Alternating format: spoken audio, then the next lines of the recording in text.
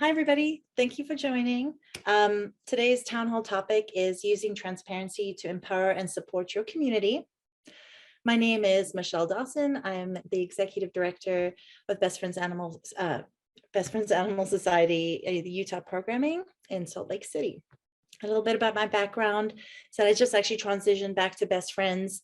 I just moved from Norfolk, Virginia, where I was in municipal animal services as the bureau manager for the Norfolk Animal Care Center. Prior to that, I spent a lot of time, over a decade, with Austin Animal Services as an animal protection officer and public health educator. And before I introduce our panelists and get started, we're going to go over a few housekeeping items. Right, everybody is automatically muted for the presentation portion of the webinar so that you don't have to worry about accidentally unmuting yourself. If you have a question at any point, please type it in the Q&A box, and you can find that at the bottom of your Zoom screen. Questions that are submitted through the Q&A box are only visible on our end, and we may pause a few times throughout the presentation to answer those questions from the Q&A box if they are relevant to the topic at hand. We've also scheduled time at the end for any additional questions. So if you don't get your question in the box as it's happening, you can always pop it in later. Keep an eye on the chat box as well for links to resources. As our panelists mention them, we'll pop them in there so that you have them readily available. Those plus more will also be posted to the resource section in the Town Hall webpage sometime tomorrow. And please note that this webinar is being recorded and it will be available after the session via our website. All right, so this is actually the last town hall for the season, and this panel is unique for our town halls as they are, it's one of the only all external panels, and we're lucky to hear from so many experts who are in different communities across the nation doing the work and making big increases in life-saving happen. Again, keep an eye on the chat for more upcoming training opportunities and webinars that we'll be sharing on our website. All right, so it is my pleasure to introduce our panel. We have Renee Gutierrez, from the manager of Solano County, and we have John Gary, the superintendent of Oklahoma City Animal Welfare, and we have Deborah Briggs from Animal Resources of Tidewater. And I'm going to give you all a little bit of time for a brief background on your shelter, and please touch on geographic location. Tell us where you are, the intake size of your shelter if you're running a shelter, and the role that your organization plays in your community. And we'll kick it off with Renee. Hello, everybody. My name is Renee Gutierrez. I'm the manager at Solano County Animal Care Services in Fairfield, California. We are the only municipal shelter in the county. There is 7 cities within Solano County. We have a population of people of about 438,000 plus. And the area we cover is about 909 square miles. We do not, well, we have animal control, but I am not animal care and control. I'm only animal care. So we operate under the sheriff's office, and we do have animal control that covers the unincorporated areas. And then through our MOU, our memorandum of understanding, we contract out animal control with the city limits. I think I covered everything except impound. Last year, we impounded about 5,000 animals, and our live release rate was about 88%. But we all know, a little bit of changes in COVID was a catalyst to that. A couple of years ago, we were probably about 7,500 animals with a live release rate, about 75–76%. Well, that's incredible. Thank you for being here. Thank you. You're welcome. John? Yeah, I'm John Gary. I'm the superintendent for Oklahoma City Animal Welfare, and we are the municipal shelter for the city of Oklahoma City, the largest shelter in the state of Oklahoma. We have an annual intake of around 20,000 animals a year, with about a 680,000 people population. I've been here for I've been my entire career here at Oklahoma City at about 22.5 years now that I've been here. working in all phases of the shelter. I started off cleaning kennels in 1999, and just I've done everything except be the veterinarian because I'm not a doctor. But we run all services, so we have the shelter side and we have animal control officers that also are responsible for our field response. Great. And John, there's still time to become a veterinarian, and we need one. So to-do list. All right, Deborah, welcome. Thanks, Michelle. So I'm Deborah Griggs. I am with a private organization in Norfolk, Virginia. The larger region here is Hampton Roads, and that's Norfolk, Virginia Beach, Chesapeake, Portsmouth, and Suffolk. And I'm embarrassed to tell you, I don't really know the population. I could guess at it, but this is recorded, and if I'm really off, I don't want that to be documented. But what my organization does is we focus on shelter intake prevention. And so we pay for everything from veterinary care to boarding to a hotel room for someone who's in crisis with their pets. And we're very committed to reducing shelter intake and increasing live release rates at a number of our local shelters in each of the jurisdictions. The hat I wear, my day job, is I'm a real estate broker.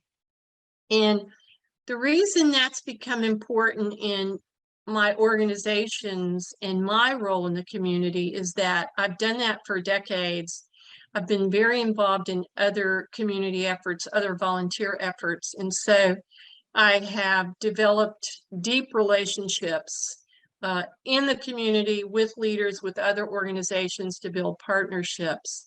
And then the last thing I would tell you that I do, which is very important to me, is I'm the immediate past president of the Virginia Federation of Humane Societies, which is the oldest animal welfare organization in the state of Virginia. And we're doing great work throughout the state, but the hat I wear in this conversation is about what's going on right in my community.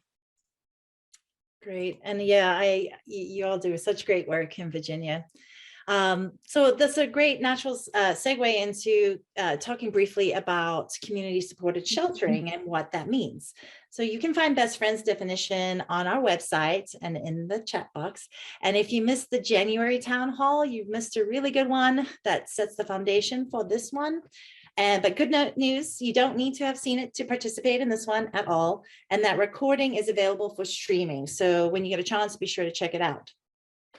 So community supported sheltering really is maximizing resources through public-private partnerships that we are able to offer as animal welfare organizations, really going beyond what we have traditionally been able to offer. This involves everybody, meaning animal shelters, field services, government agencies, and the general public in support of each other's work to maximize life-saving, and particularly those most vulnerable animals. Mm-hmm. Really important to note that community supported sheltering is not one particular program. It's rather a collective of collective cohesion of programs and strategies that support all stakeholders as invested partners in the work of the shelter. Bottom line is, I think when we work together, we see communities who have vested interest and ownership in the work being done at the shelter and who are really maximizing the benefits of public-private partnerships. So that's what community supported sheltering is in a nutshell. Part of that includes, let's kick it off. Part of that includes the importance of building trust with your community and being transparent and honest. John and Renee, we'd like to hear from you both. Can you share ways your organization has demonstrated transparency within your community? John, in particular, I know that your organization has made changes to information you share on social media. Would you like to elaborate on that? Yeah, I'm just a firm believer that we don't do a good enough job, and especially municipal sheltering, of sharing our story. And so a few years ago, I actually was visiting Ed Jameson down in Dallas, and he had a report card, and so I asked him, could I steal it? And actually it was a report that came directly out of Chameleon. So if you have Chameleon, anyone can get this report. And so I immediately came back to Oklahoma City, and I had him talk to Chameleon. We created the report for us, and And then we started sharing that report card, and really it's just, it tells them how we're doing, how we did yesterday, what happened yesterday, how many animals were euthanized, adopted, intake. And it really just shares a kind of a snapshot of where we currently are and how well we're currently doing with our live release rate, as well as just number of animals coming in and out. And so we really made a priority to get this as to many people's hands as we possibly could every single day. And so the way we do that is I post every morning. It goes to our website, it goes to our main social media page, and then we also post it to our volunteer and foster pages, as well as all of our transfer partners get it through our transfer partner page. So we really try to broad spread it as wide as we can get those numbers and that information out. And sometimes it's just as simple as, hey, this is our report card, and we share the report card. And then sometimes we talk about, what's currently happening and why it's happening, or what they can do to help prevent what's happening. And so there's just a lot of things that we're able to use this report card for. And I've really found out through this process is one, we definitely weren't doing a good enough job, because it's unbelievable how much people don't know. So when you put that out there and they see those numbers, they're able to ask questions. And I think that's probably been one of the greatest things for me. Part of it is that educational piece that then ends up coming with it. Someone sees a number. A good example that I use is we were only at 60% capacity for cats, but we had 2 cat euthanasias. Well, the first thing someone did was say, why were 2 cats euthanized yesterday? And so I was able to tell them that, we don't just euthanize for space and for no reason. Sometimes animals are euthanized for their own, for just being humane for their own health and what's good for them. And so we use those as opportunities to just share what's happening and tell our story. And I think by doing that, it helps develop a relationship with the public. Just, they start to begin some trust whenever you're sharing those kind of numbers and those details. And frankly, in our shelter, as crowded as we are, we do save about 85-86% of the animals that come in. But we do have days where 10 or 15 animals are euthanized. And so when we have those days and we still post that to the world to see, I think people respect that we do that. And then they begin to understand that, hey, they are doing the best they can. And then maybe what can we do to possibly help prevent this from happening? So the report card has been a really big thing for us in how we share our message and tell our story to our community. That's great. And I'd be interested to know and how many people have actually used that, because I know in Norfolk, we were like, oh, look at Dallas Animal Services. We want that. We did exactly the same thing as you. And, it's really great for transparency. And I think that, like you were talking about the euthanasias, it opens up what was previously a very heavily guarded secret. And not so much a secret, but like an shelter operations. And it opens up for that dialogue with your community. All right, Renee, can you talk to me about your open door policy and encouraging folks in your community to come visit the shelter? Yes, I just wanted to quickly say that I too saw the Dallas report card. So thank you, John. I too asked for permission. And we're right in the midst of completing the report, and we're going to follow suit with what you've done. So thank you for sharing that information. I'm looking forward to that one. Trust and transparency with the community is huge. I think a lot of times we are very relaxed and we're very open internally, but externally, maybe there's some fear there still of backlash from the community. And so the trust issues aren't there.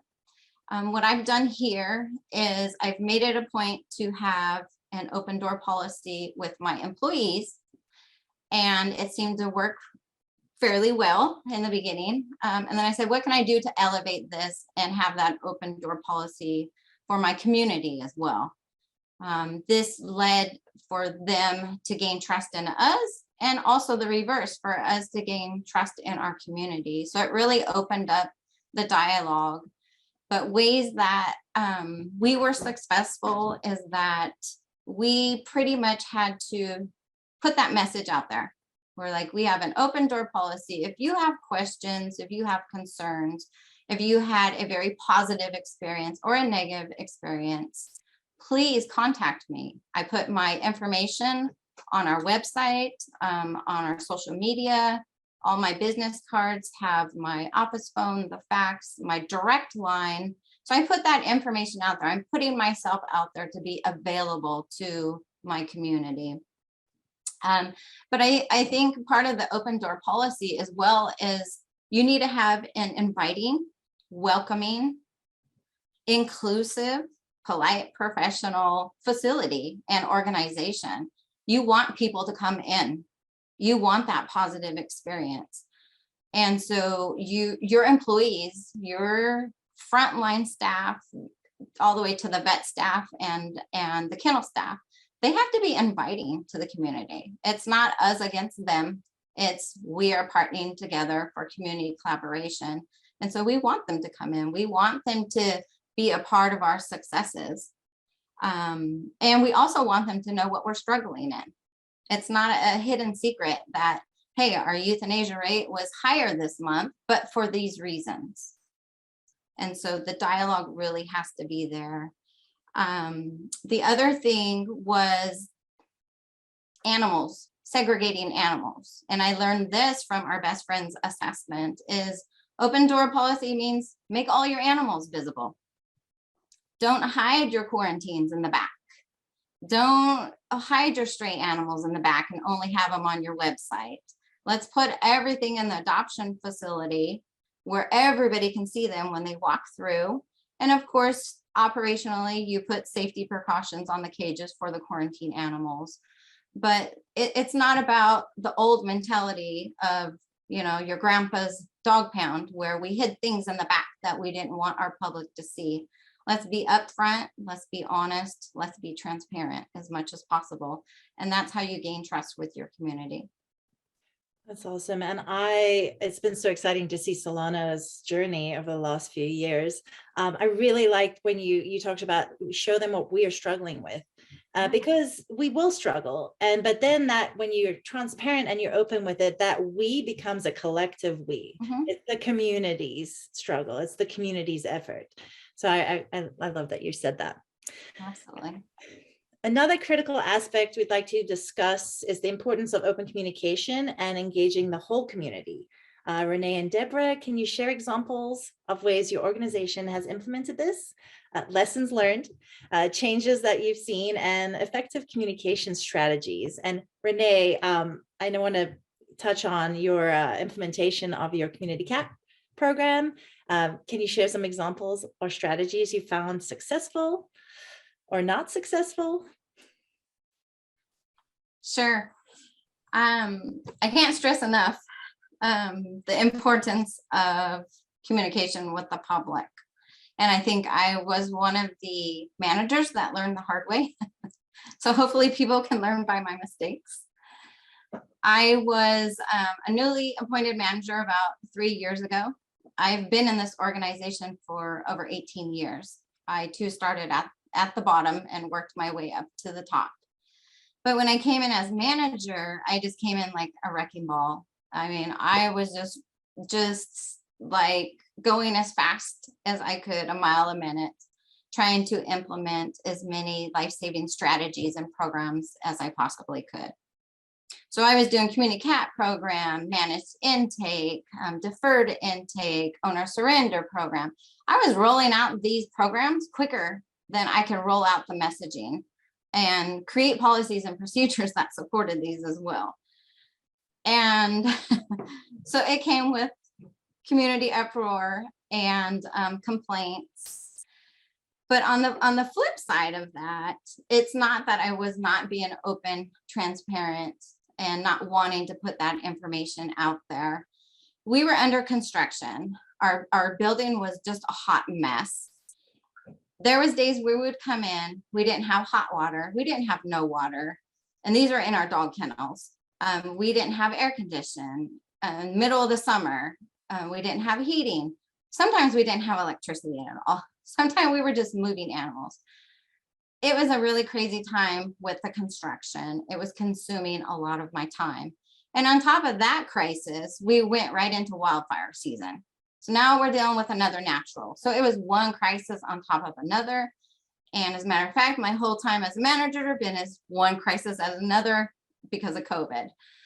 But it was because of those things that were happening and consuming so much of my time. I didn't have enough time in my day to put that messaging out there. I didn't have enough time to contact the newspapers and say, hey, this is our struggle right now. We have 80 dogs, but we don't have anywhere to move them while their cages are getting renovated. We need fosters. Cats, our community cat program. We were overwhelmed. We had cats everywhere. And I said, let's implement this pilot program, community cat, for community cats to try to save lives. And so the messaging wasn't fine-tuned in for my staff as they were passing that message on to the community. So the community was hearing, we're not accepting any cats at all.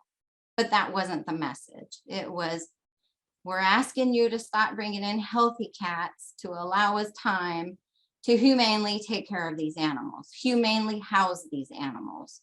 And so that evolved into a very successful community cat program today, but that wasn't the case 3 years ago. Would I do it all over again? I would, but I would just slow down. I would make sure I implemented policies and procedures to help in every single one of those areas and support what we were doing. And I would really push the messaging out a lot faster before we did anything. Awesome. And we are going to touch more about the importance of policies and procedures. So I'm glad you said that. Deborah, can you share more from your perspective as being part of the community, from your viewpoint, how the shelter you work with was and what it has become? Sure. Well, and it's so interesting to me to listen to John and Renee and discussing, and Michelle, you say too, you know, the dirty little secret, let's hide this from the public. And to hear it from your perspective and also share with you that from my perspective, I lived it for 20 years as one of they. I was not in the club. I wanted to be in the club, but I wasn't in the club. The first thing I did 21 years ago when I founded Animal Resources of Tidewater was walk into the Norfolk Animal Care Center, which didn't have that name, and sat down with the manager and the senior humane officer and said, what can I do to help you? Because it occurred to me that if that agency was in place, one could create a different organization or, you know, another shelter or build bigger shelters or more shelters. But maybe the thing to do was to go into that shelter where at that time we were euthanizing or killing, whichever your language, over 50% of the animals. We were at about a 40% save rate. So we weren't doing so well. And it seemed to me that's what I should do. Over these 21, almost 22 years, I have continued to approach sheltering in my community with that belief. What I have seen is that shelter directors for many years were indoctrinated to, this is our shame, this is our embarrassment, we can't let the public see this. And what that created in the community, maybe for all the right reasons, was the right reasons being, let's protect the community from this because this isn't a pretty thing we've got going on here, was this incredible barrier. And that grows into animosity and enormous distrust. The light went on for us here in a beautiful way when Michelle Dosson, who is right there on the screen, you know, managing this wonderful town hall, came to be the shelter director in the Norfolk Animal Care Center. Now, let me just assure you, the people were the same, the animals were the same, the resources were largely the same. Nothing changed, but a director came into our shelter and said, we're going to engage the community. This shelter is going to be a community resource center. We are no longer going to hide what goes on in the shelter. And And a light bulb went off, and the they went largely away. Look, that doesn't disappear in just a year or a couple of years. When you have spent decades creating the barrier, it takes a while for that trust to really be strong. But in my community now, we have a different sheltering environment. We have a place that's seen as a resource for people and pets. My organization works in powerful partnership with that shelter. Remember when I went in years ago and said, what can I do to help you? Guess what that's met with now? That's met with, thank you, here's what you can do. Years ago, it wasn't met with that. So that to me is what happens when the community partners with the shelter with the community, that we make an intentional commitment to work together and work through whatever history we had that kept us apart. That gets to robust life-saving. Thank you, and you're very kind. But I do want to say that yes, there's a conduit. There's one person who can come in and open it up. And for anybody out there who is afraid to open up, I mean, please put something in the Q&A, contact us. We're here to support you because it's a real thing. And I promise you, it will get better. So next, we'd like to discuss empowering the public to become partners in life-saving. Thinking about the public being various members of the community, including potential donors, volunteers, taxpayers, or any external stakeholders. And we all know we've come a long way over the last few decades, changing our mindset as the public being the problem, shifting to them being part of the solution, that us versus them. Now it's a collective us. Mm-hmm. Your community's perception of your agency sets the tone for how your entire community views your agency. And often their perception is reality. And we all, well, not everybody knows, but I will say it loud and proud. Field services is a huge part of this. Those officers are oftentimes out in the field, like engaging with the community every single day. Sometimes they're the only interaction that your community will have with your agency. So it's really important that they are out there being viewed as resource officers and just engaging in a really positive way. John, I know your shelter has made some changes with your field services program. Can you share more about that? Including, how the community views the officers, new programs and protocols you may have implemented. Yeah, probably about 5 or 6 years ago, we made the decision to really change from a the old enforcement base to more of a resource educational type experience for our animal control officers. And I will tell you, it was not an easy transition. First, we had a lot of animal control officers that didn't want to go to the new way, so we had to deal with that, obviously. But then just making that transition for our officers was a challenge, just because it was just so new and such a different interaction that they were having with these people. A good example would be back then, if we came because they had no doghouse, for instance, our officer would say, you got 48 hours to get the doghouse. If you don't, we're going to come back, we're going to write you a ticket. And that's what they did. Now, if they don't have a doghouse, we give them a doghouse, so it's just a different way of looking at it. And really our goal is, what I tell our staff, is our field officers, is that all we're after is compliance, right? We want them to be good pet owners. We want them to be within what our ordinance requires them to be.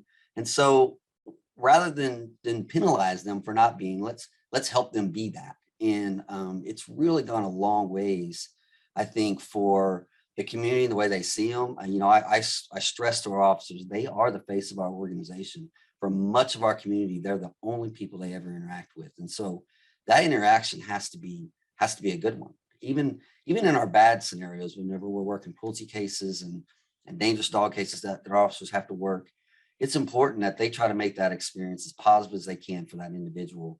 And in some of these cruelty situations, it's not always necessary to file a cruelty charge. Sometimes we can help them by getting their animal situation under control, helping them with placement, just do different things and think about it differently when you approach that person, rather than we're going to write you tickets. Because, you know, I've been doing this a long time, and I can tell you from experience, it just hasn't worked. And now that we're doing things differently, I think our community sees us differently.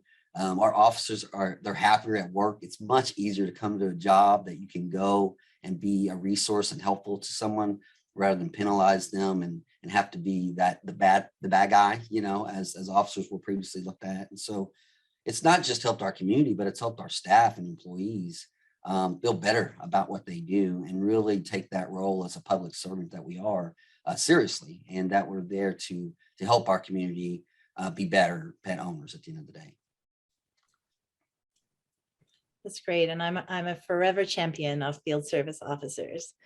All right, we did have a question come through asking about leadership engaging with external stakeholders. And I know, John and Renee, particularly, you know, you're a municipal servant, like when you're in the hot seat, I know how it can feel. Drawing back to my experience in Norfolk, you know, I always looked at getting questions with however they were poised and however they came through, you know, getting questions from the public or any external stakeholders really created an opportunity for me to be able to share more information, right? Share those protocols, procedures, getting down to the nitty gritty, you know, and educating everybody on what they wanted to know, like how do we run our operations? And that gave us a chance to kind of control the narrative, not letting people just kind of make it up, right? Because often the people who are asking is because, you know, they don't have that much experience with your organization and they just want to know more. But I found that, which is common with working at Best Friends and working with multiple organizations and going to Norfolk, that a lot of organizations don't have written protocols or SOPs. And I think the barrier to that might be that it just seems like a huge task, an insurmountable task. You know, you're like, oh, we have 700 procedures. How am I going to write it all down? So you just kind of start from the beginning, and they don't have to be fancy. I have to say that. We have a really great couple of links that we'll share in the chat. It's a recent editorial and program spotlight related to this. So if your organization is looking to review your SOPs or get started in writing protocols, please grab those links.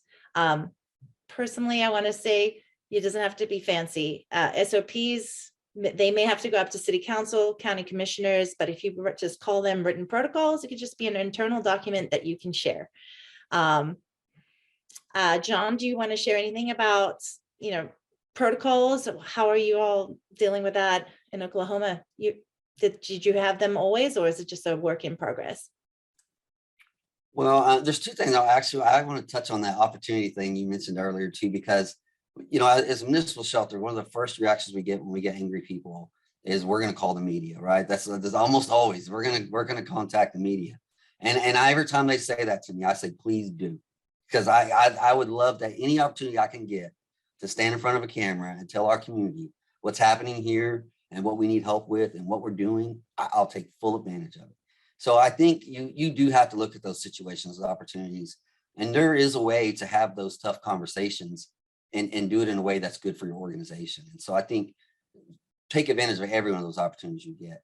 And then onto the SOP part, I really, you know, we've had them for a really long time, but one of the things that I've done over the last couple of years, and actually we're in the process of doing it again right now. We're in our annual review of our SOPs that we do about the beginning of every year. And one of the things that I stress to people all the time is don't forget about, you know, there's always the SOPs, right, to say, how do you clean a kennel, or how do you do this, or how do you do that? But when you're going through these, don't forget about things like customer service and how we're going to treat each other, and how we're going to treat the public, and just all of those things. You have to set an expectation for your staff. And I think we forget that a lot of the time. We forget that, you know, we need SOPs about how to clean a kennel, but we also need SOPs about how we're going to interact with each other, with our public, how we're going to represent the organization. All of those things are important to think about when you're writing those and making sure that you have something in place. I'm a big fan, and frankly, I just started doing this through the executive leadership through Best Friends, but I'm a big fan now of the workplace agreement. I mean, we have it now. Our volunteers do it. Our staff sign it. And we all agree about how we're going to treat each other, how we're going to treat the animals, how we're going to treat the public. And just keep those things in mind whenever you're going through the SOP process and procedure and policy process, because those are probably going to be, at the end of the day, some of your most important ones. And again, it sets a level of expectation for your staff and how they're going to behave whenever they're representing the organization. Right. I'm so glad you mentioned workplace culture, and I'm not sure if we have that link, but those will be made available because there's a template if anybody's interested. Renee, do you have anything on SOPs? How's Solano doing on those? We're doing great now. I think this is great. We need to talk about how it's not always, they haven't always existed necessarily for every organization. Yeah, we had some policies in place, the really big ones, but I agree with John. All those little small ones that are really, really important and crucial to workplace expectations, customer service, like those were the ones that were lacking. But once we got on a roll of creating these new documents, we just ran with it. I mean, what we did is we just created a list of what was the highest priority ones. I mean, cleaning a cat cage could hold off because we had the old policy. And so we just created a list and we just started knocking them out one by one. And then over a little bit of time, our veterinarian took over, and she's fabulous at writing. And so I was very happy to turn that over to her because they turned out way better with her than they would have with me, because she's very meticulous. So yeah, our policies and procedures, our SOPs are outstanding now versus what they were 3 years ago. Right. And it's okay to not be great at it. I mean, we all start from somewhere. And I know it's intimidating, but we can get there. And also, organizations share their SOPs and their protocol. Were you about to say that? Yeah, I was about to elaborate on that. And I am more than willing to always share our SOPs with everybody. I've done it several times on some of the other animal welfare calls that we're on, because sharing is very important because they are time consuming. They're very time consuming. Right. And so if you can just kind of update them to your organization and roll it out that way, it saves everybody time and everybody's happy. Awesome. All right. Moving on, I'm just looking at the time. The next topic is one of my favorites, given my recent experience in Norfolk and knowing how much of a lifeline our partners are to a shelter. And Deborah, could you talk a little bit? I know you elaborated a little bit earlier about the collaboration between your organization, the shelter, and your community, but what advice would you give other organizations who are looking to provide resources to a shelter that perhaps aren't getting let in? Well, it sort of goes back to the first question I asked when I went in there, right? And long ago, those were different issues. But as you know, Michelle, once one of the things that you can do as a private organization, in my opinion, to make yourself appealing to the folks who run the municipal shelter, because look, I want to serve the animals and I want to have a robust relationship with the shelter leadership. So I'd like to offer something that's appealing, right? That's a quick way to become good friends. And so when, for example, at our shelter, I always say our, I'm from West Virginia, but at our shelter, when the Norfolk Animal Care Center began its safety NAC program, and that was an emergency program, or the program wasn't an emergency, but a program to respond to emergencies for citizens who were hospitalized or jailed or whatever crisis, and it provided short-term foster care. Well, what my organization did was step up and say, we got a grant to deal with medical issues those pets may have, or supplies the pets may need, whether it was a crate or a leash or whatever. The other thing you may recall, I said what my organization does is we provide medical care and other resources to citizens to keep their pets out of the shelters. But one thing we hadn't built in was to have a designated fund that we could use at that shelter. And what I mean by that was we created a very intentional partnership with the shelter so that staff knew if a citizen presented to surrender an animal because of a medical issue, that case could be turned over to us. In other words, front desk staff knew that they could send that citizen to us, not reject the citizen, not offer to help, but say, look, here's an alternative. And we could step in and at the point of surrender, stop it right away. So I think it does start for private organizations to ask the municipal shelter, what do you need? And that creates a bond that can be very strong. I love that. Yeah. And just asking. And that way, and even before you write a grant, like you can ask, hey, what do you need? What are we looking for? Let's do this together. It was a turning point when we were getting approached by nonprofits saying, we want to work with you. It was fantastic. Yeah.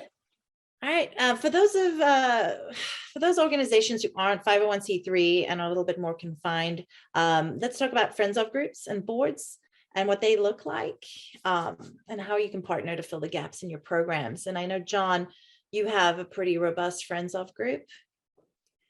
Yeah, so we've actually had a friends of group for quite some time, and here when COVID hit, the group that we had on the board there, just their worlds changed, and out of necessity, here recently we have a whole completely new board that has formed. Only 2 board members remain from the old board. So we got a new president, new vice president, new treasurer, all at the same time. It was almost like a complete change, all happening at one time. And the good thing for this is it was a time for me to be able to help kind of rejuvenate the group and bring some some fresh people in there with some new ideas.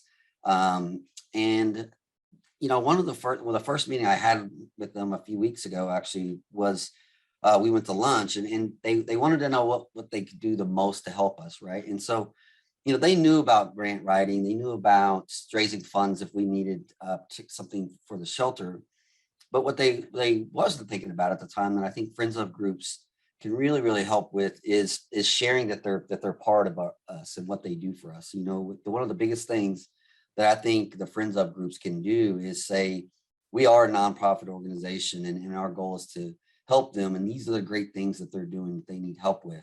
And this is why we exist.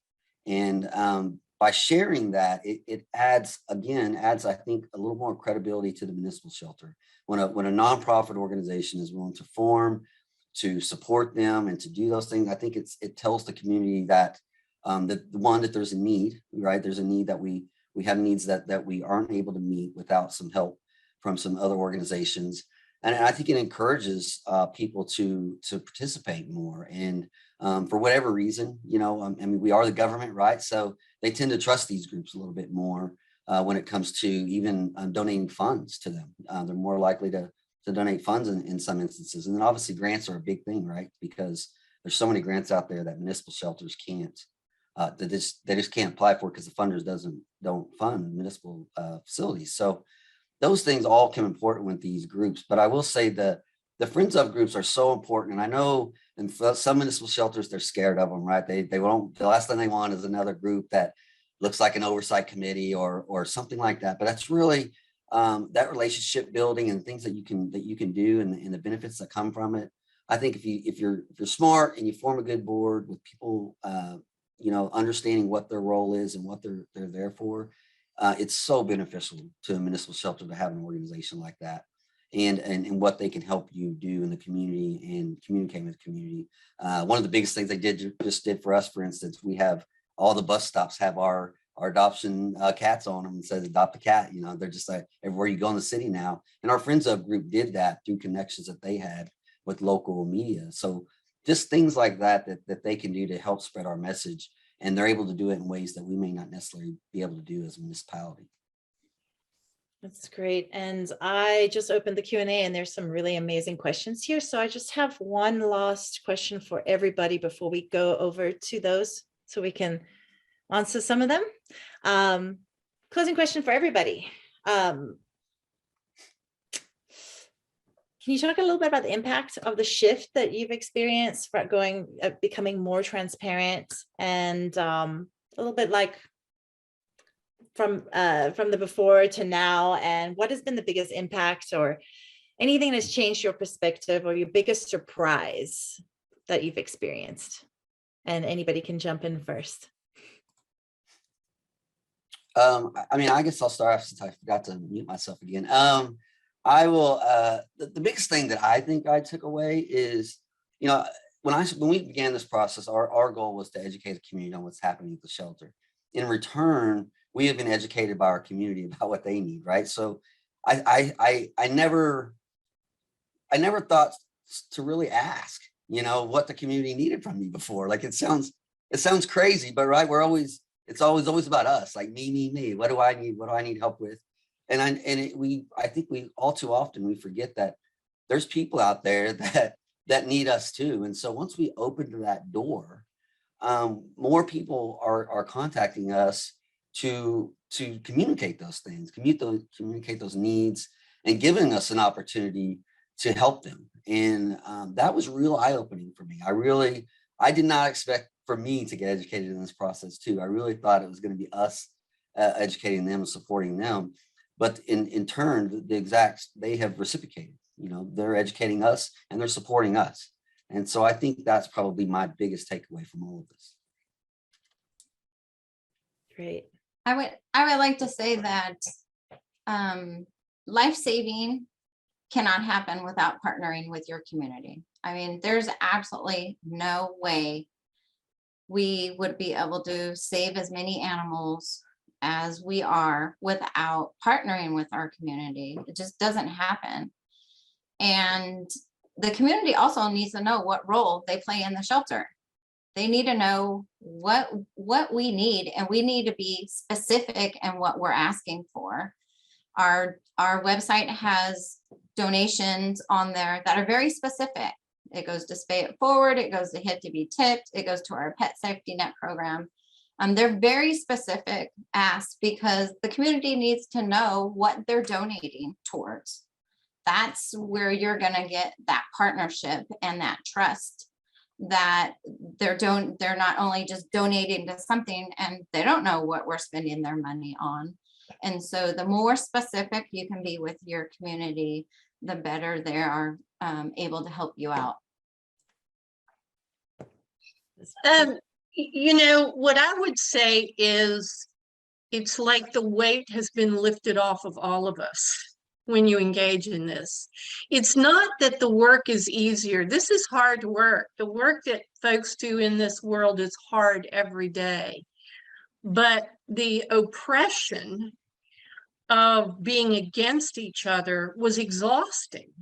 It had its own level of hard impact. So I would say that it's made life easier for everybody. We agree we're up to the same thing. We don't all have the answers. People are happier. They're more joyful. I mean, I think John was talking about as animal control officers. How much more fun is that instead of being the bad guy but to say, hey, let me help you with the doghouse. I mean, the whole culture has changed for all of us. And I think at the end of the day, the overall impact is that collective energy goes a long way to an overwhelming increase in life saving and to making people's lives better. All right. I love that. And yeah, bottom line is community won't know how to help us if we don't tell them. And if we're not being transparent, we're not really telling them how they can help us. So it might be a scary step. So just take that first step and see what happens. Like Deborah said, it's a very tough job anyway. So let's try and make it a little bit easier and be kinder to each other. There are some great questions here. A lot of them are around the daily report card, which is great. So John, I know you're currently doing it. Renee, you're on your way. So How do you do this on social media? This is a great question. On a daily basis without having it as a time suck. They don't have Chameleon, but they want to do that. So there are different ways to do it. And I just want to tag on to another one. And do detractors ever use that report card against you? Example, complaining about reunification, diversion, return to field efforts when the shelter is not at capacity. Great question. Yeah, so honestly, I know I listed all those locations I'm posting that. It takes me like 3 minutes to get through the whole thing. Like it is not a time consuming thing. I'm actually in the process of teaching my operations manager what I do when I do it, so that when I'm not here, it also happens, because right now, if I'm not here, it doesn't happen. But so it's you know, it's not a time consuming process. Once you get a report, for us, especially if you have Chameleon, it's a report, it's generated out of Chameleon. When I show up to work in the morning, it's already in my inbox or my email. Chameleon has Postmaster, they set that up for you. And so I literally, I will say this, it works better on social media if you post it as a picture, as a JPEG. Because if you post as a document, it can become difficult to read. So I did learn that fairly early on. And so, you know, we convert it to a JPEG and then we post it, and it takes me seconds. And it said, and I try not to always type a long message with you, right? Sometimes it just says, here's today's report card, and then there it is. And then sometimes if there's something that we really want to stress, then we do that. And I do that intentionally, because I don't want, if I think of every day, if I'm sending this big long paragraph along with the report card, it's going to get where they're not really paying much attention to it. So I really want to make sure that whenever I do have something, I want to type that long paragraph, they're going to read it because, oh, it looks different today. There's a message here. And so I do that intentionally, and also try not to be, so it doesn't look like it's always the same. So I do recommend that, but it's not really a time consuming process really, once you get the reporting and the information going. Like I said, ours is automatically generated and sent to us, and we just have to post it.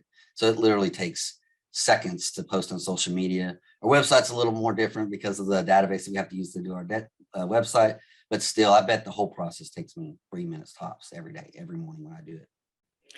John, are you linking social media platforms? Because I know you can link Instagram to Facebook to whatever else they allow you to have.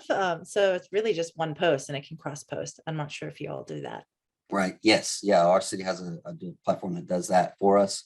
So we post it to Facebook and it goes to the other ones. Very cool. I would just like to add real quick on that. So we do post monthly statistics, and we have had some questions on there. Say if there was 14 euthanasias, we'll have somebody question, well, why was there 14 euthanasias? And so again, you take that opportunity to educate. Those were animals that were hit by a car, and we did everything we could to save them, but that best outcome, humane outcome for that animal was to put it to sleep. So you take advantage of those questions to educate the public. But I would not let that deter you from posting this information, because again, it's the trust and the transparency is the reason behind why you're doing it.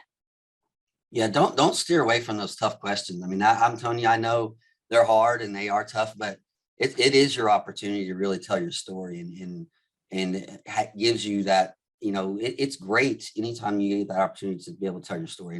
And so don't steer away from them, as hard as they may be sometimes. Don't steer away from them. Hit them head on and be honest, open, and really tell us your story about what's really happening. Exactly. All right, another big question. How and in what ways do you ensure your staff are aligned before communicating to the community, especially on things you're struggling with?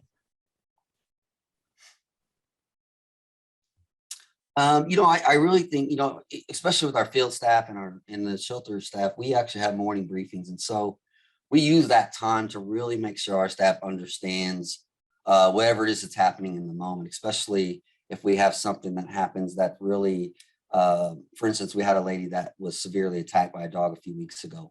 We had those meetings with our staff and said, hey, this is how we're going to talk about this subject. This is what you are to how you respond to it.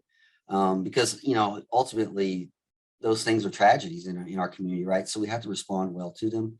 And so I think most of it is just communicating those expectations right up front when they happen, make sure your staff, again, it goes back to SOPs and policies we talked about earlier too, make sure they understand that sometimes their role in the organization is not to talk about that, but to get them to me or to a supervisor that can then make sure they're getting the proper message. But for the most part, we try to educate them and let them and have those conversations with our community.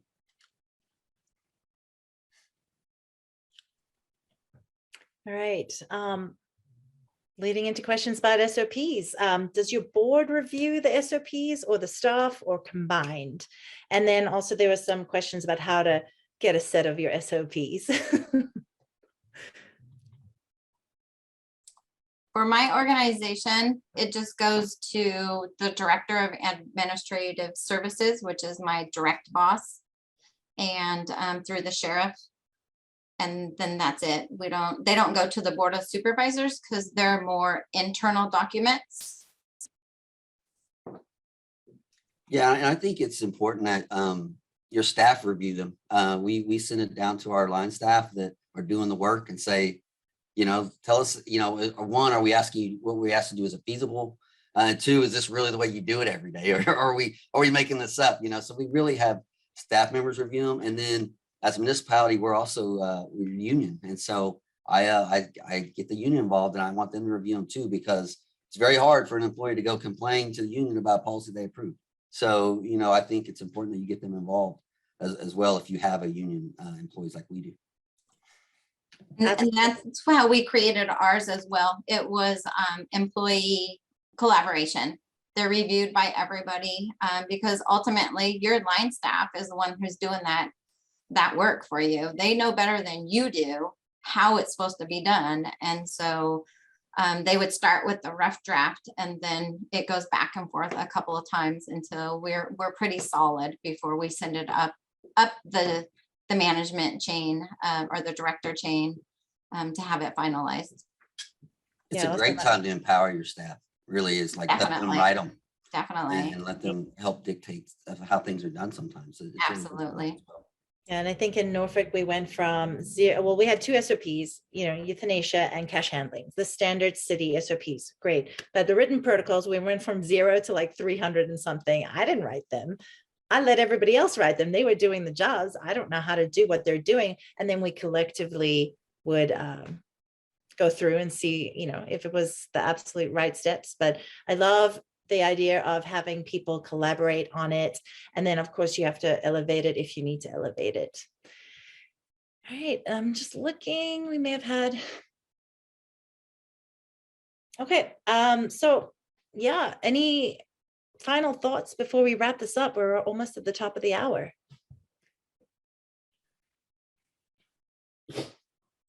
Well, I guess my final thought would just be, again, don't steer away from those tough conversations. And when you do have bad things happen, don't be afraid to put yourself out there and try to educate the community on why they happened. And we know, as a municipal shelter, especially when you're a large one as we are, and the volume of animals we deal with, sometimes things happen that we don't want to happen. And our goal is to not have them happen, but obviously they do. And when they do happen, be willing to step up and talk to your community about it. And then also ensure that they know that you're going to work to make sure it doesn't happen again. I would like to just close with, we're all in this together. It's internal, external stakeholders, it's the employees, the volunteers, the community. We're all in this to save the animals, and we can't do it without each other. When we know better, we do better, definitely. And so be open for constructive criticism and feedback from your community, and vice versa. So it really is going to take all of us to do what needs to be done with saving animals. The only thing I would add to it is that I continue to be inspired really by, the growth of public-private partnerships in animal welfare. And we have examples here. There are examples all over the country of how, the successes that yield. So just keep up the good work. That's all I have to say. Absolutely. Well, thank you so much to the panel and thank you to everybody who came out tonight. We had some incredible questions. Again, check the chat box, grab those links, and then all of them will be posted in the resource section tomorrow as well. Thank you so much, everybody. Have a great night. Thank you all.